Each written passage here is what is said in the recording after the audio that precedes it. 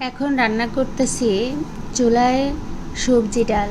ডালটা গরম পানির মধ্যে পাতিলে দিয়ে তার মধ্যে মিষ্টি কুমড়া, একটু আলু, একটু হচ্ছে কাঁচামরিচ, তারপরে কয়েক কোয়া কাঁঠালের বিচি, এরকম সব রকম ঘরে যে সবজিগুলো থাকে এগুলোর সাথে পেঁপে সেদ্ধ করে আগে থেকে সেদ্ধ করে ওই সেদ্ধ করা পেঁপে টুকরাগুলো দিয়ে স্বাদ মতো লবণ, হলুদ, জিরা বাটা, তারপরে মরিচের গুঁড়া, কাঁচামরিচ সব দিয়ে এই সবজি ডালটা রান্না। আর অন্য চুলায় রুটি সেঁকতেছি, কারণ রুটি দিয়ে সবজি ডাল খেতে অনেক ভালো লাগে আমাদের।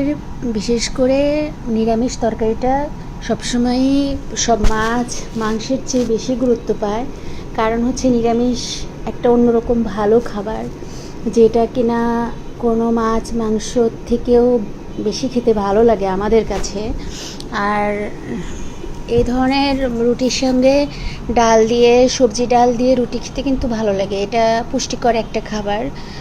শুধু একরকম ভাজি, বিভিন্ন রকমভাবেই আমরা রুটির সঙ্গে খাবারগুলো তৈরি করে থাকি। যেমন সবসময় যে সবজি ডাল তৈরি করি তা না, তো এখন ডিম ভাজি করা হচ্ছে, সবজি ডাল, ডিম ভাজিয়ে রুটি, ডিম পোচ আর কি।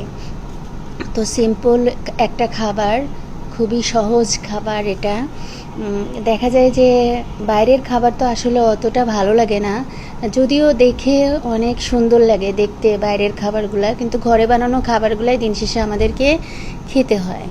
আর এই জন্য ঘরের রান্নাগুলো একটু মনোযোগ দিয়ে রান্না করতে হয়। ঝাল, লবণ, তেল সব কিছুর পরিমাণটা যদি ঠিকমতো হয়ে থাকে তাহলে পরে প্রপার খাবার ঘরেও তৈরি করা যায়। আর আমরা আমাদের স্বাদের খাবারগুলো ঘর থেকেই খেয়ে থাকি, কারণ বাইরের খাবারের থেকে ঘরের খাবার অনেক স্বাস্থ্যসম্মত এবং ভালো খাবার।